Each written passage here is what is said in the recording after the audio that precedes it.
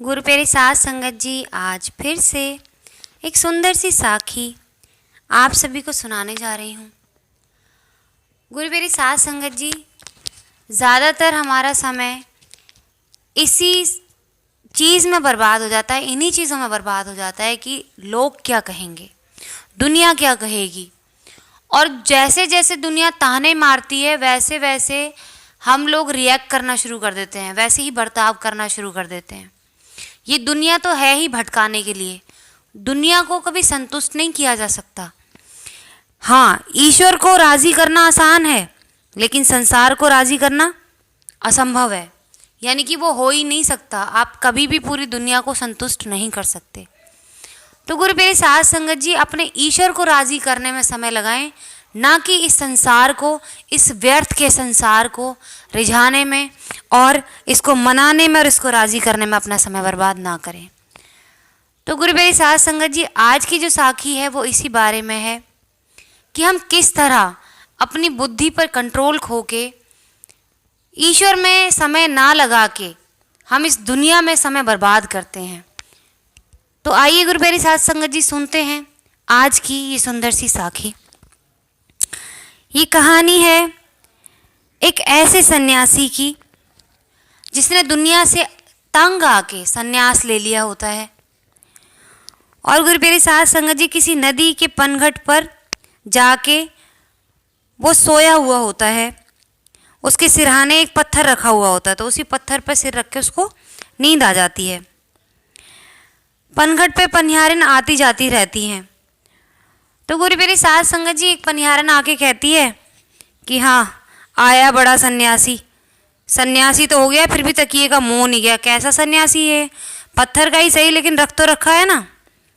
पनिहारिन की बात सुन के उस सन्यासी को इतनी ठेस लगती है कि मैं इसी दुनिया से दूर आया था, सन्यास लिया था मैंने, और फिर से यही दुनिया मुझे मिल गई। गुरु प्यारे साध संगत जी, उस पनिहारिन की बात जब उसको इतनी चुभती है ना कि मुझे सन्यासी होने के नाते ताना दिया जा रहा है और मेरे को सन्यासी होने के नाते किसी का मोह नहीं है। जब मैंने अपने परिवार को छोड़ दिया, मैंने दुनिया को छोड़ दिया, उसके बाद भी मुझे ताना सुनने को मिल रहा है कि मुझे मोह है। तो गुरु प्यारे साध संगत जी, इस गुस्से में वो पत्थर को फेंक देता है। तो दूसरी वहाँ पे पनिहारिन आती है उसके थोड़ी देर बाद ही, तो कहती है सन्यासी हुआ तो क्या हुआ, लेकिन खींच नहीं गई, अभी रोष रह गया तेरे अंदर, रोष नहीं गया, तकिया फेंक दिया। तब साधु सोचने लगा कि अब क्या करें। गुरु प्यारे साध संगत जी इतना सोच ही रहा होता है कि तीसरी पनिहारिन आती है, बोलती है कि बाबा, ये तो पनघट है, यहाँ तो हमारे जैसी पनिहारिनें आती रहेंगी, बोलती ही रहेंगी। हो सकता है अगली आने वाली ये भी कह दे कि ये सन्यासी होने के बाद भी यहाँ बैठता है, कैसा सन्यासी है, ये तो औरतों को यहाँ पे देखने के लिए आता है। तो क्या वो लांछन झेल पाओगे? अगर उसकी बातों को आप सुनते ही रहोगे, उनके कहने पे बार बार तुम अपने अंदर परिवर्तन करोगे, तो साधना कब करोगे?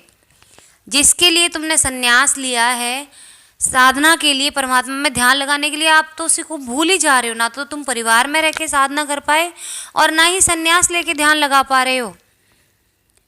तो गुरु प्यारे साध संगत जी, उसके थोड़ी ही देर बाद चौथी पनिहारिन आई। वो सोच ही रहा था कि तीसरी पनिहारिन मुझे बहुत सही बात बोल के गई है कि अगर मैं लोगों पे ध्यान ही देता रहूँगा तो मैं अपने परमपिता परमात्मा में ध्यान कब लगाऊंगा। मैंने इसी के लिए तो परिवार छोड़ा था, क्योंकि मैं अपने परमात्मा में ध्यान ही लगा नहीं पा रहा था, और अब छोड़ के भी ध्यान नहीं लगा पा रहा हूँ। तो गुरु प्यारे साध संगत जी, इसी दौरान वो चौथी पनिहारिन आती है और उसको बड़ी सुंदर बात कहती है। क्षमा करना, मैं आपसे बहुत छोटी हूँ, लेकिन मुझे लगता है कि आपने सब कुछ छोड़ तो दिया है, लेकिन अपना चित्त नहीं छोड़ा, अभी तक वहीं के वहीं बने हुए हैं। दुनिया अगर आपको पाखंडी कहे तो कहे, आप जैसे भी हो, हरि नाम, परमात्मा का नाम लेते रहो। सच तो यही है कि दुनिया का तो काम है कहना। तो गुरु प्यारे साध संगत जी, चौथी पनिहारिन कहती है कि हे सन्यासी, मैं खुद सत्संग जाती हूँ, मेरे गुरु ने मुझे यही सिखाया। मेरा भी ध्यान इस तरीके से साधना से भटकता था, क्योंकि कोई ना कोई मुझे ताना मारता रहता था।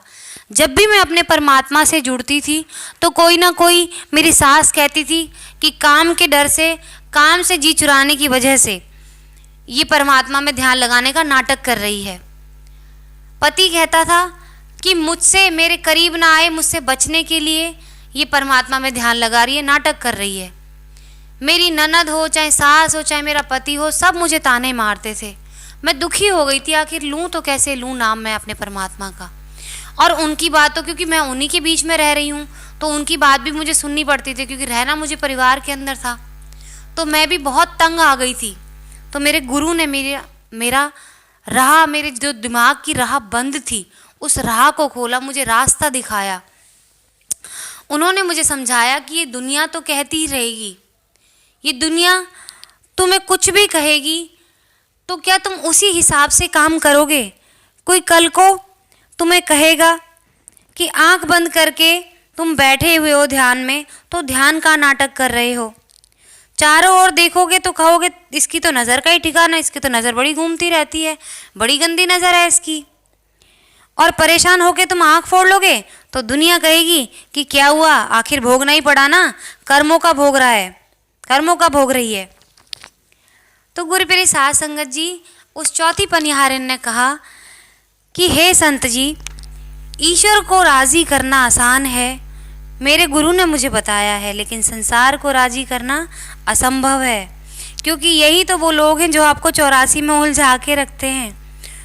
तो भला ये क्यों चाहेंगे कि आप 84 से सुलझ जाओ? हमारे रास्ते में सबसे बड़ा जो बाधा होती है, सबसे बड़ी, वो यही होती है, लोगों के यही ताने, यही बातें जो हमें परमात्मा से जुड़ने से रोकती हैं। तो गुरु प्यारी साध संगत जी, उसने बोला कि हे सन्यासी, आपने अपना परिवार तो छोड़ दिया है, लेकिन फिर भी अपना चित्त नहीं छोड़ पाए हो। उस चित्त को छोड़ने के लिए, उस परम पिता परमात्मा में अपने चित्त को लगाने के लिए आप एक गुरु को धार लें, जैसे मैंने अपने गुरु को धारा है। मेरे गुरु ने मेरा मार्गदर्शन किया। उस दिन के बाद से मेरे घर में चाहे कोई भी मुझे कुछ कहता था, लेकिन मैंने अपने ध्यान से अपने परमात्मा को कभी नहीं बिसराया। मैं ध्यान में बैठती थी, वो लोग कहते रहते थे और मैं बिल्कुल उसको अनसुना करती थी, क्योंकि इनका काम है कहना और मेरा काम है मेरे प्रभु परमात्मा को समय से याद करना। तो गुरु प्यारी साध संगत जी, उस पनिहारिन ने बताया कि मैं परिवार में रहते हुए भी परिवार की सारी जिम्मेदारियां निभाती हूँ और अपने परम पिता परमात्मा के लिए जो मेरा कर्तव्य है मैं वो भी निभाती हूँ, ताकि मैं इस 84 में ना भटक सकूँ। क्योंकि गृहस्थ के जो हमें कर्म निभाने को मिले हैं वो हमारे पिछले जन्म से ही मिले हैं। इन्हें नहीं पूरा किया तो भी मैं 84 में फंस जाऊंगी, और इनको पूरा करना ज़रूरी है, तो मैं इनको पूरा कर भी रही हूँ और अपने परम पिता परमात्मा में ध्यान भी लगा रही हूँ। तो आप भी एक गुरु को धार लें जो आपको सही रास्ता दिखाए कि आप किस तरह अपने मन पर नियंत्रण रख के, अपने चित्त पर नियंत्रण रख के, इन लोगों की बातों को अनसुना करके अपने परमात्मा में कैसे ध्यान लगा सकते हैं। गुरु प्यारी साध संगत जी, हमारे जीवन में भी ऐसा ही होता है। हम इतने परेशान हो जाते हैं लोगों की बातों से, कई बार बहुत तंग आ जाते हैं कि इसने मुझे ऐसे कह दिया, इसने मुझे वैसे कह दिया, इसने मुझे ऐसा क्यों कह दिया, और हम अपने अंदर बदलाव करने लगते हैं। लोगों के गलत ताने सुन के अपने अंदर बदलाव क्यों? कितने लोगों को आप संतुष्ट कर सकते हैं, कितने लोगों को कर सकते हैं? एक ही बात के लिए आपको 10 लोगों की 10 राय मिल जाएंगी, तो क्या आप 10 बार अपने आप को बदलोगे? क्या अपना दिमाग नहीं लगाओगे कि क्या सही है और क्या गलत? परमपिता परमात्मा ने आपको बुद्धि दी है सही और गलत में फ़र्क करने के लिए। क्या आपको ये नज़र नहीं आता कि क्या सही और गलत? उन लोगों की बातों के कहने में आके ही आप कोई काम करेंगे? प्रभु परमात्मा से जुड़िए, अपने गुरु से जुड़िए।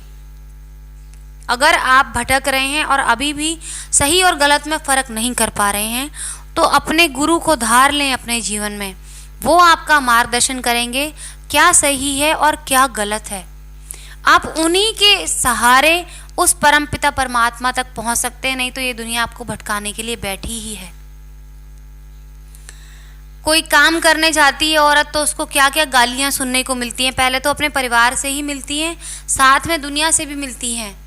और अगर कुछ औरतों के साथ मैंने ऐसा देखा है, ऐसा नहीं है कि औरतें ही पीड़ित होती हैं, बहुत सारे लोग इस दुनिया में पीड़ित हैं। लेकिन एक एग्जाम्पल ले रही हूँ, उदाहरण ले रही हूँ कि एक औरत जिसके घर में खाना खाने को नहीं है, पति कमाता नहीं है, पति गालियाँ देता है, उसके बाद वो काम करने जाए तो उसको कितनी गंदी गंदी गालियाँ सुननी पड़ती हैं। पति शराबी है, घर आती है, उससे पैसे छीने जाते हैं और पैसे ना दे, वो अपने बच्चों के लिए पैसे बचाए तो पति कहता है कि तू गलत काम कर रही है।